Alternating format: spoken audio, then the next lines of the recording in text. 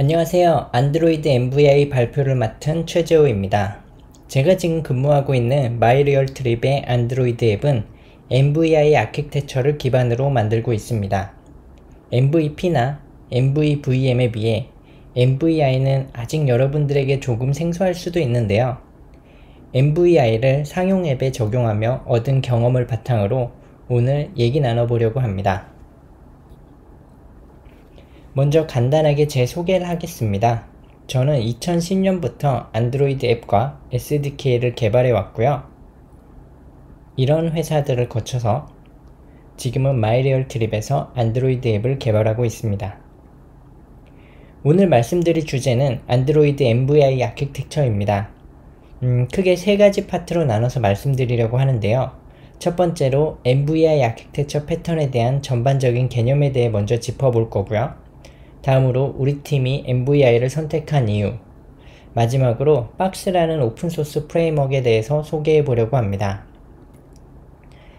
오래전부터 안드로이드 개발자에게 제대로 된 앱 아키텍처 패턴을 적용하는 일은 마음의 짐 혹은 사명 같은 형태로 남아있었다고 생각합니다.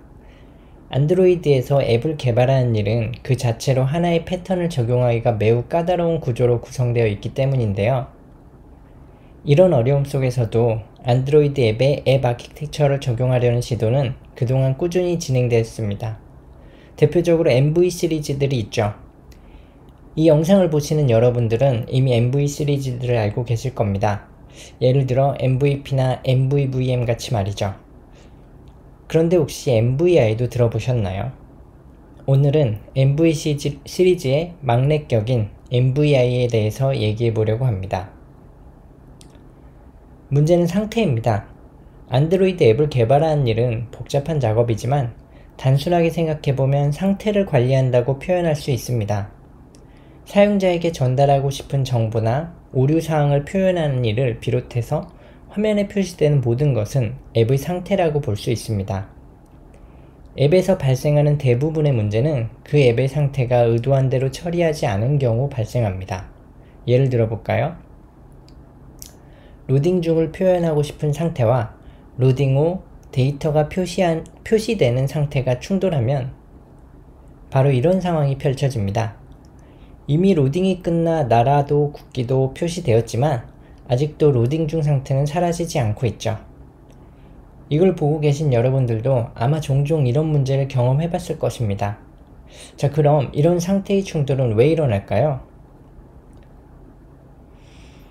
이유는 이런 것들이 있습니다. 첫 번째로 분산된 데이터입니다. 화면에 표시해야 할 데이터가 뷰 또는 뷰 모델, 프레젠터, 심지어 모델에 분산되어 각각 관리될 때 세심한 주의를 기울여 관리하지 않으면 어느 순간 상태의 충돌이 발생할 수 있습니다. 다음으로 복잡한 데이터 흐름입니다. 네트워크 통신 또는 복잡한 데이터 처리 등 여러 비동기 작업이 섞여서 서로 앱의 상태를 변화시키려고 시도하면 상태의 충돌은 발생할 수 있습니다. MVI는 이런 상태의 충돌을 피하고 데이터 흐름을 추적하기 쉬운 구조의 앱을 만드는 걸 목표로 합니다. MVI에서 상태의 충돌은 하나의 불변 객체를 사용하는 것으로, 또 데이터의 흐름은 데이터가 단방향으로만 흐르도록 설계하여서 해결합니다. 자, 그럼 본격적으로 MVI에 대해서 알아볼까요? 먼저 이 그림을 봐주세요. 어떤 방해도 받지 않는 전통적인 두 사람의 대화 모습입니다. 이런 커뮤니케이션 방식을 사람과 사람이 아닌 사람과 앱으로 바꾸면 어떻게 될까요? 사람과 앱 간의 상호작용을 위해서는 터치스크린 또는 마이크와 같은 입력 장치와 스크린 또는 스피커와 같은 출력 인터페이스가 필요합니다. 사람의 관계에서 말을 하던 것 대신에 사용자는 터치스크린을 탭하고 듣는 것 대신에 스마트폰은 터치 이벤트를 받아들입니다. 이때 사람의 출력은 터치 또는 음성 명령이 되겠고 스마트폰이 받는 입력은 터치스크린의 이벤트 또는 마이크를 통해 입력되는 음성 데이터입니다. 이런 입력과 출력을 연결하기 위해서 수학적으로는 함수가 필요합니다. 이 그림에서 출력 부분을 함수로 바꿔보겠습니다. 자, 그럼 이런 형태가 되겠죠? 이 사이클의 모든 함수들은 각각 출력이 다음 함수에 입력이 되고 있습니다. 즉, 한쪽 방향으로만 데이터가 흐르고 있죠. 유저의 결과는 인텐트에 입력이 되고 인텐트의 출력은 모델에 입력이 됩니다. 이걸 코드로 한번 표현해 보겠습니다. 먼저 유저가 있습니다. 그 유저가 인텐트 함수의 입력으로 전달이 되고 인텐트 함수의 결과는 모델 함수에 전달이 됩니다. 모델 함수의 결과는 다시 뷰 함수로 전달이 되고 뷰 함수는 다시 유저로 그리고 또 인텐트로 계속 순환합니다. 이 중에 유저는 프로그래밍의 대상이 아니므로 제외합니다. 그리고 인텐트는 반복적으로 불리고 있으니 하나만 남기겠습니다. 결과적으로 이런 모습을 하게 됩니다.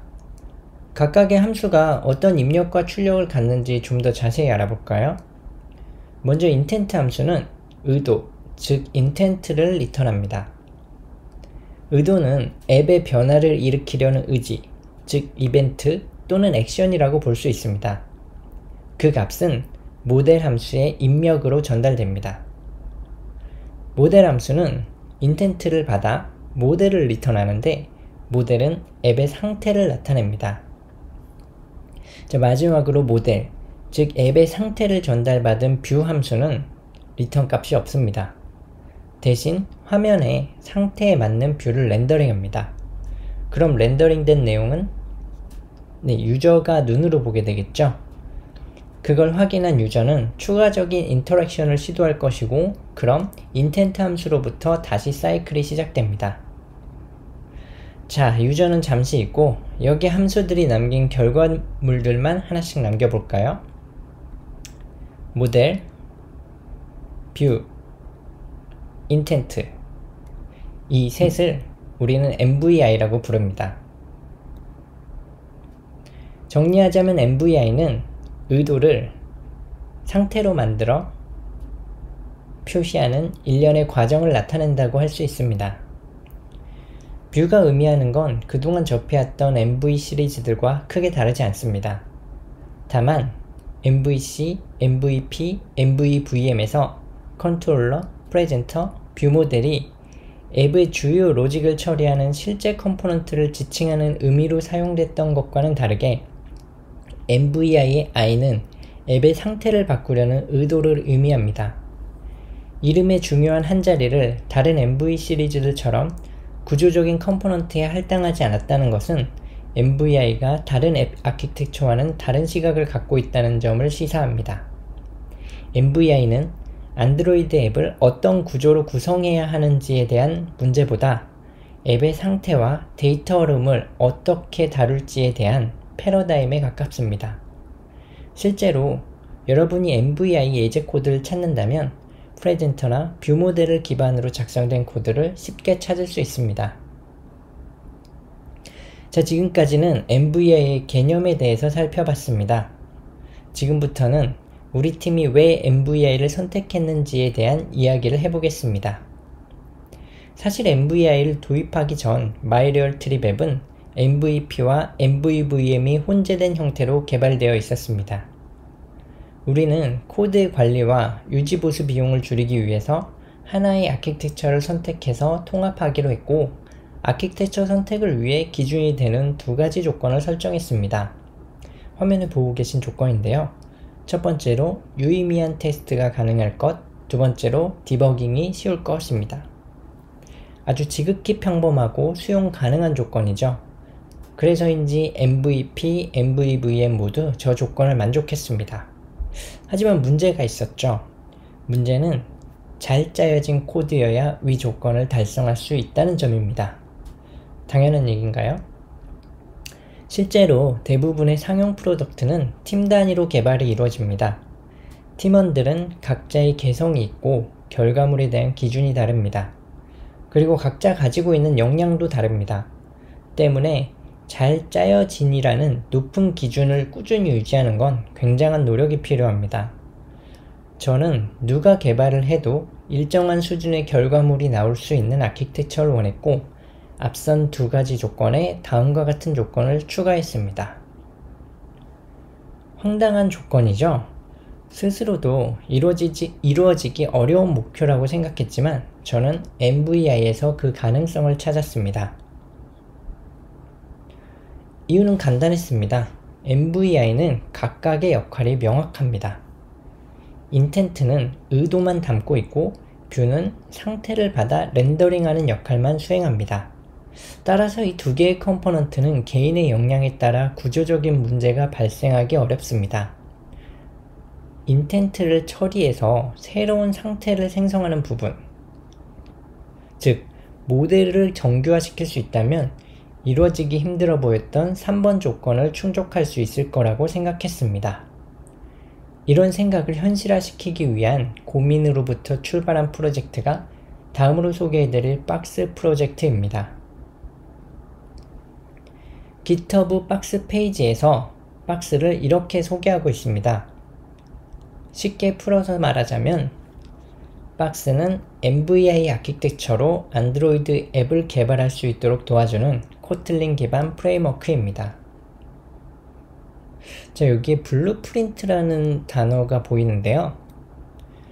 박스는 일반적인 MVI 아키텍처를 바탕으로 인텐트 처리와 모델 생성을 정규화시키기 위해 블루프린트라는 개념을 갖고 있습니다. 블루프린트는 이름 그대로 앱의 설계도 역할을 합니다.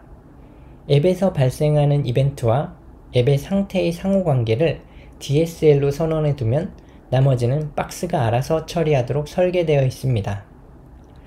아마도 대부분 이 영상을 보고 계신 개발자분들은 이런 설명보다 코드를 더 보기를 원하실 거라고 생각이 드는데요. 지금부터 간단한 앱을 하나 같이 만들면서 박스를 어떻게 사용해서 MVI 기반 앱을 개발할 수 있는지 함께 알아보겠습니다. 우리가 만들 앱은 아주 간단한 기능을 담고 있습니다. 먼저 이 샘플 영상을 보세요.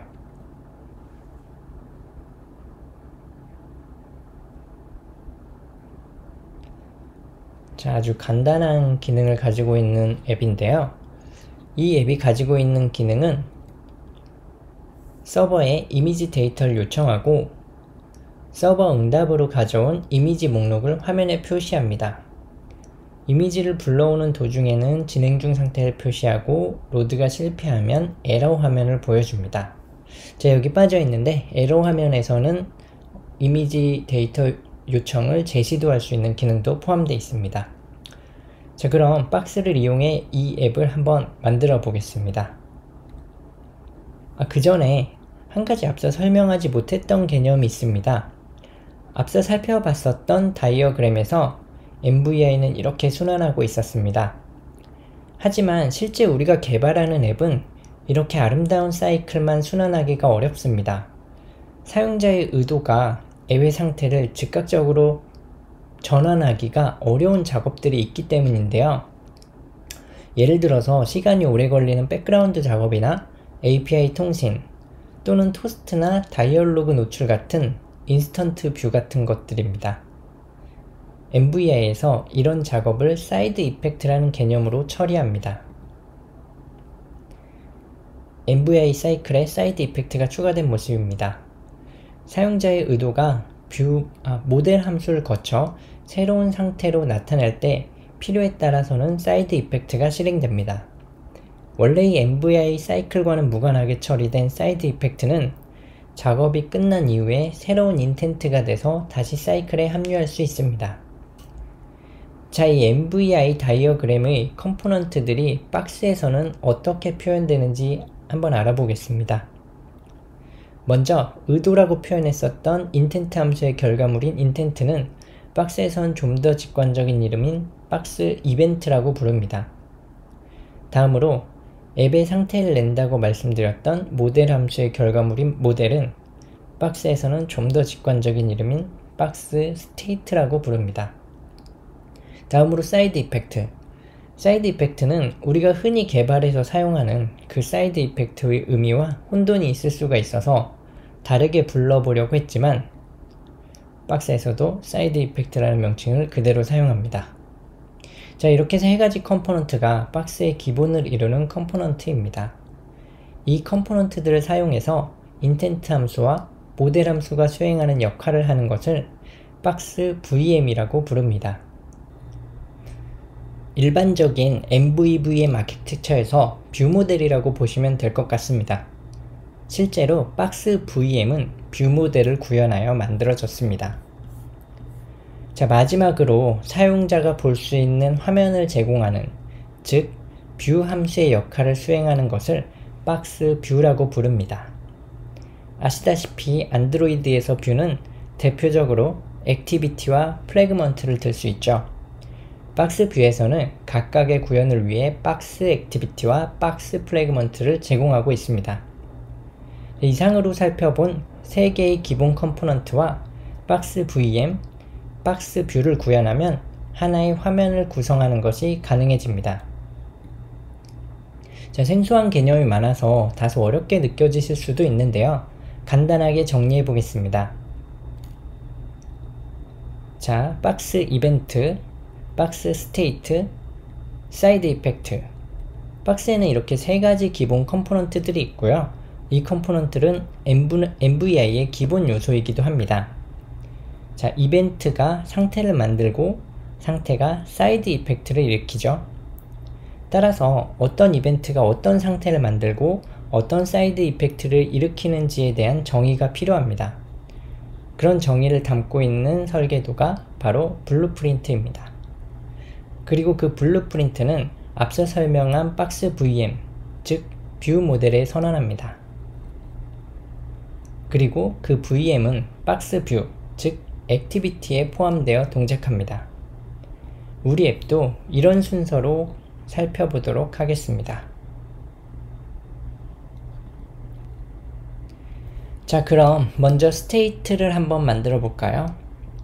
앞서 살펴봤던 대로 우리가 만들 샘플 앱은 이미지 데이터 로딩 상태, 성공 시 화면에 표시되는 상태, 실패했을 때 실패 화면을 표시한 상태, 이런 상태들을 가지고 있습니다. 이걸 코드로 표현한 것이 지금 보고 계신 메인 스테이트입니다. on progress는 이미지 데이터를 로딩하는 상태를 나타내고요. on error는 실패했을 때 실패 화면을 표시합니다. source는 실패 화면에서 재시도를 할 때 필요한 데이터이고요. images는 화면에 표시할 이미지 데이터입니다. 자, 그럼 스테이트는 됐고 다음으로 이벤트를 만들어 보겠습니다. 이벤트는 여러가지 방법으로 구현할 수 있겠지만 실드 클래스를 사용하시는 걸 권장합니다. 우리 샘플 앱에서는 어떤 이벤트들이 있을 수 있을까요? 스테이트를 만들 때처럼 한번 생각해 봅시다. 일단 이미지 정보를 요청하는 이벤트가 필요하겠죠. 그리고 요청한 이미지 정보를 성공적으로 수신한 경우가 있을 수 있습니다. 반대로 실패했을 경우도 있을 거고요. 또 실패 화면에서 재시도하는 경우도 있습니다. 이걸 코드로 나타낸 게 화면에 보고 계신 것과 같습니다. 자, 마지막으로 사이드 이펙트에 대한 정의입니다. 샘플 앱은 간단한 기능만 수행하기 때문에 서버에 이미지를 요청하는 부분 정도만 사이드 이펙트로 정의할 수 있을 것 같은데요. 실제 앱에서는 백그라운드 스레드에서 처리해야 하는 일은 물론 액티비티의 이동 또는 다이얼로그나 토스트 노출 같은 처리도 사이드 이펙트로 합니다.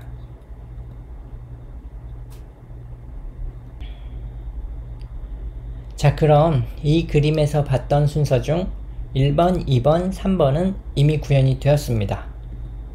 자, 다음으로 4번 블루프린트와 그걸 갖고 있는 VM을 구현해 보겠습니다. 박스 VM을 상속받아 VM을 구현하면 블루프린트를 선언하도록 되어 있습니다. 이 샘플 코드에서는 onCreatedBlueprint라는 함수로 블루프린트를 선언했는데요. onCreatedBlueprint 함수의 내용을 한번 볼까요? 자, 먼저 눈에 들어오는 건 onCreatedBlueprint 함수가 확장 함수 형태로 작성되어 있다는 점입니다. 이건 추후에 얘기 나눠볼 유닛 테스트와 관련이 있습니다. 잠시 후에 그 내용은 다시 한번 얘기해 보도록 하고요.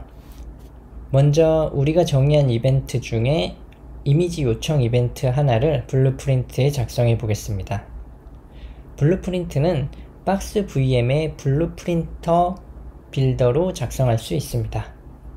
이 빌더는 이벤트를 정의하는 on 함수와 이벤트를 받아 새로운 상태를 정의하는 to 함수로 이루어집니다.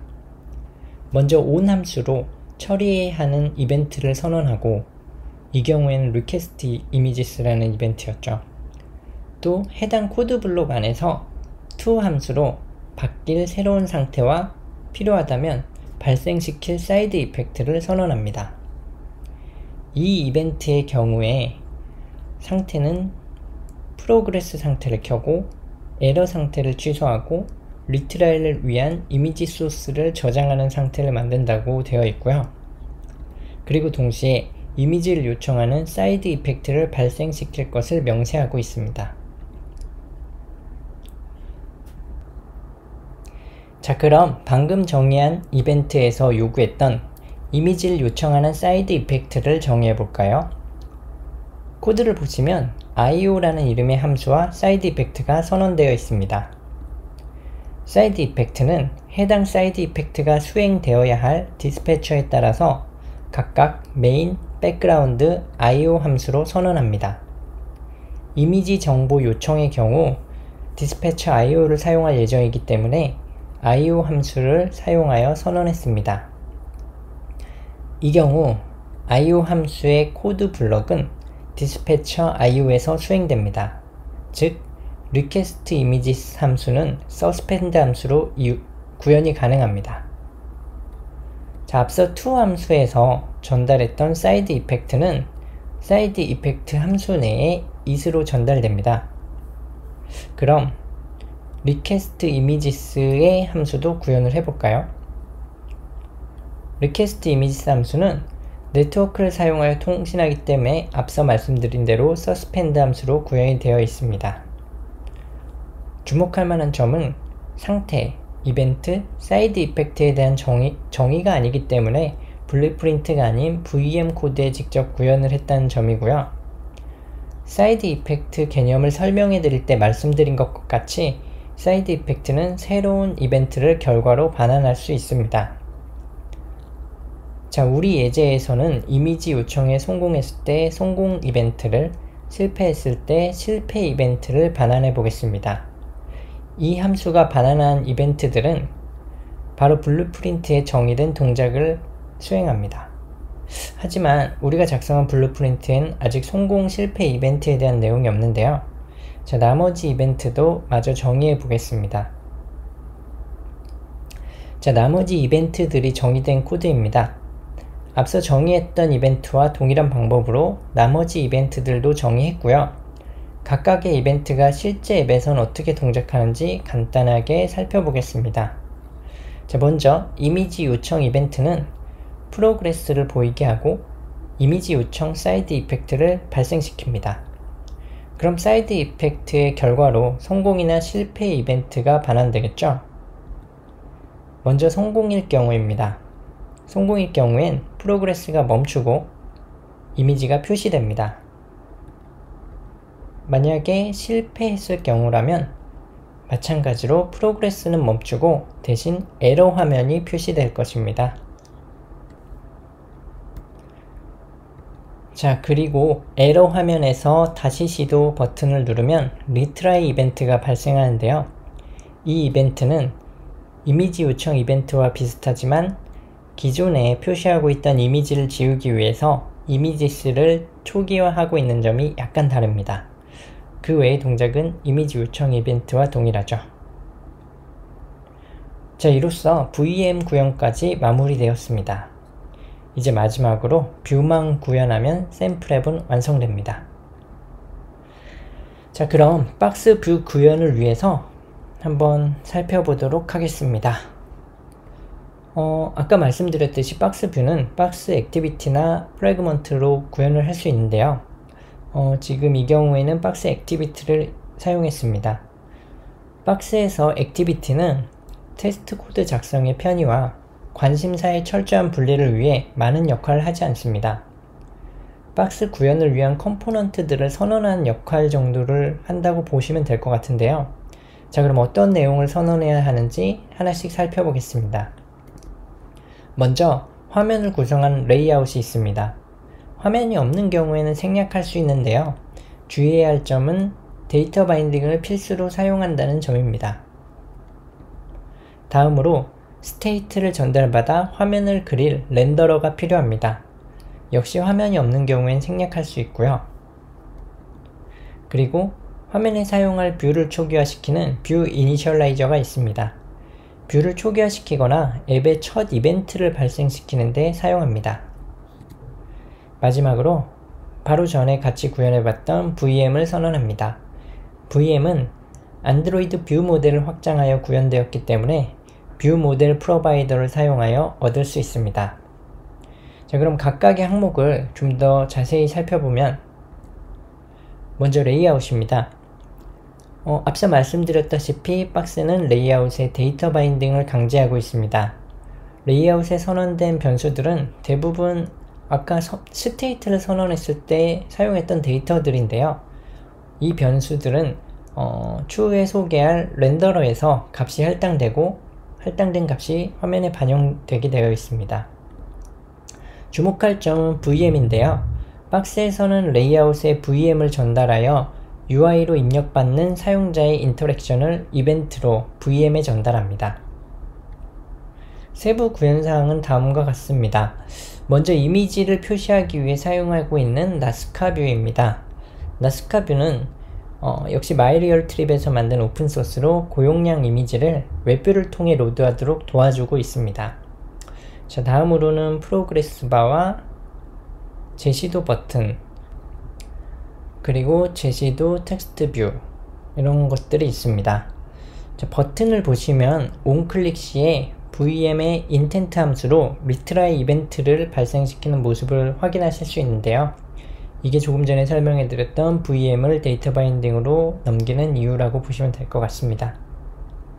자, 다음으로 뷰 이니셜라이저를 살펴보겠습니다. 뷰 이니셜라이저의 이니셜라이즈 뷰 함수는 박스 액티비티가 생성된 이후 1회 호출됩니다. 따라서 화면의 초기화에 필요한 이벤트를 발생시키거나 뷰를 초기화시키기에 적합합니다.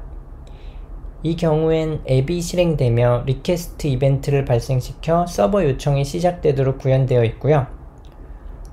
샘플 앱에선 나스카 뷰를 사용해서 다른 뷰 초기화가 필요가 없지만 만약에 리사이클러 뷰와 글라이드를 사용하여서 구현하였다면 여기서 리사이클러 뷰를 초기화할 수 있습니다. 이때 파라미터로 전달되는 박스 안드로이드 뷰의 바인딩 함수를 사용하여 레이아웃 뷰에 접근할 수 있습니다. 자, 마지막으로 렌더러는 화면을 그리는 역할을 담당합니다. 렌더러는 이니셜라이저에서 이미 보셨던 박스 안드로이드 뷰와 그리고 지금 그리기를 요청받은 앱의 상태, 그리고 VM을 전달받아서 화면을 그립니다. 마찬가지로 박스 안드로이드 뷰의 바인딩 함수로 데이터 바인딩에 접근할 수 있고요. 아까 레이아웃에서 확인했던 값들을 여기서 전달받은 스테이트를 사용해서 채워넣고 있는 것을 볼 수 있습니다. 이 코드의 경우에는 스테이트 정보에 이미지 정보가 있을 경우 나스카 뷰에 전달하여 그리도록 구현이 되어 있습니다. 자, 이렇게 마지막 남은 박스 뷰까지 구현되었습니다. 다음은 뭘까요? 네, 구현이 끝났으니 이제 테스트를 해봐야겠죠? 박스로 구현된 앱에 유의미한 테스트 코드를 작성하기 위한 방법에 대해 지금부터 알아보겠습니다. 앞서 함께 구현해본 바와 같이 박스는 블루프린트에 정의된 스테이트, 이벤트, 사이드 이펙트의 상호 관계에 따라서 동작합니다. 그리고 거기서 발생하는 새로운 스테이트에 따라 앱 화면을 구성하죠. 따라서 이벤트에 따른 블루프린트의 변화와 스테이트에 따른 렌더러의 변화가 의도한 대로 동작하는 걸 검증한다면 그건 유의미한 테스트 코드가 될 수 있습니다. 자, 그럼 하나씩 예제를 통해서 살펴보겠습니다. 먼저 블루프린트, 즉 VM의 테스트 코드입니다. 블루프린트의 코드는 그 전체를 목으로 만들어 테스트하기 까다로운 구조로 구현되어 있습니다. 따라서 박스에서 제공하는 기본 테스트 클래스를 상속받아서 테스트 코드를 작성하는 방법을 권장합니다. 기본 테스트 클래스는 대표적으로 두 가지 함수를 제공하는데요. 먼저 테스트 인텐트 함수, mock VM으로 이벤트를 전달해서 결과물을 리턴 받습니다. 실제 코드에서는 VM으로 전달된 이벤트는 미리 정의된 스펙에 따라서 새로운 스테이트가 되고 사이드 이펙트로 각각 수행되지만 테스트 인텐트 함수는 아웃풋이라는 형태로 이벤트의 결과를 리턴합니다.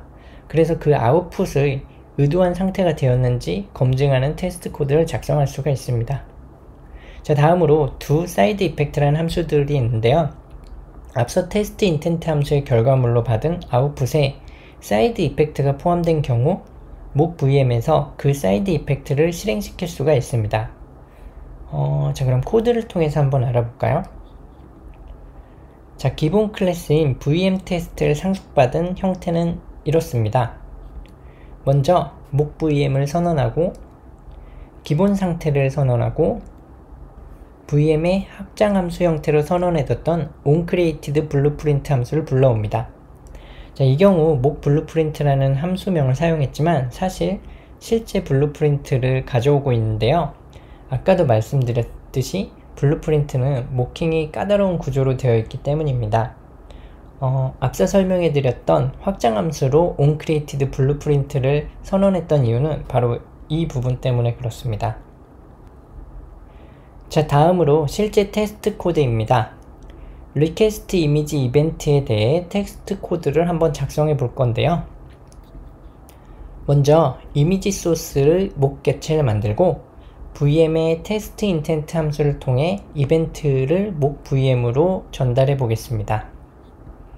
그 결과 반환되는 아웃풋에 to 값으로 변화될 상태에 대해서 검증할 수 있습니다. 그리고 아웃풋의 사이드 이펙트가 기대한 값인지, 사이드 이펙트를 수행했을 때 VM의 특정 함수가 호출되었는지를 검증합니다. 마찬가지로 다른 이벤트에 대한 테스트 코드도 동일한 방법으로 작성을 할 수가 있습니다. 자, 다음으로는 스테이트에 따른 렌더러의 상태를 검증하는 테스트 코드입니다. 사실 렌더러의 테스트 코드는 VM과 다르게 규격화시키기가 어렵습니다. 사용되는 뷰와 스테이트의 형태에 따라서 많이 달라지기 때문인데요. 하지만 보통의 안드로이드 뷰 코드가 테스트 코드를 작성하기 어려운 것에 반해 박스의 렌더러는 비교적 수월합니다. 렌더러는 렌더 함수만 수행하기 때문이죠. 렌더러의 렌더 함수는 3개의 파라미터를 전달받습니다. 이 중에 스테이트를 제외한 안드로이드 박스 뷰와 VM을 mock으로 선언하는 것은 쉽습니다. 2개의 함수를 테스트에 필요한 mock으로 설정하고 테스트마다 필요한 스테이트를 바꿔가면서 렌더러가 바인딩의 값을 기대한 대로 바꾸고 있는지 테스트하는 방식으로 테스트를 진행합니다. 자, 이 샘플 앱의 테스트의 경우 데이터 바인딩을 mock으로 만들면서 나스카 뷰의 상태를 체크하기 위해서 리플렉션을 사용하고 있습니다. 이렇게 작성된 테스트 코드들은 이런 모습인데요. 보시다시피 렌더러에 각각 다른 스테이트를 전달해서 데이터 바인딩의 상태가 의도한 대로 변하고 있는지를 검증하고 있습니다. 자, 이상으로 안드로이드 MVI와 MVI 아키텍처를 기반으로 한 오픈소스 박스 프레임워크에 대해서 알아봤습니다. 서두에 말씀드렸듯 안드로이드 개발자들은 좋은 앱 아키텍처에 대한 마음의 집을 항상 품고 있습니다. 이미 대세로 자리 잡은 MVVM은 훌륭한 앱 아키텍처이지만 아직 우리가 살펴봐야 할 다른 가능성도 있지 않을까요? 우리가 왜 MVI를 선택해야 하는지 장점들을 정리해 보겠습니다. 첫 번째로 데이터가 단방향으로 순환합니다. 단방향으로 순환하는 데이터는 예측이 가능하고 문제가 생겼을 때 추적이 쉽습니다. 다음으로 상태의 충돌이 없습니다. MVI의 사이클에선 앱의 상태가 한 번에 하나씩 불변 상태로만 가질 수 있습니다. 따라서 앱의 상태가 충돌하지 않고요. 거기에 상태가 가지고 있는 불병성은 스레드 안정성, 공유 가능성 등 불변 객체가 갖는 일반적인 이점도 가지고 있습니다. 마지막으로 철저히 분리된 로직입니다. 앞서 살펴본 바와 같이 MVI의 각각의 컴포넌트는 각자 맡은 책임만 수행하게 되어 있습니다. 이런 구조를 바탕으로 유닛 테스트를 작성하는 비용이 상대적으로 적고 유연한 구조를 강제하여 기능의 수정이나 추가가 보다 쉽도록 도와줍니다. 하지만 MVI도 모든 문제를 해결할 수 있는 만능키는 아닙니다.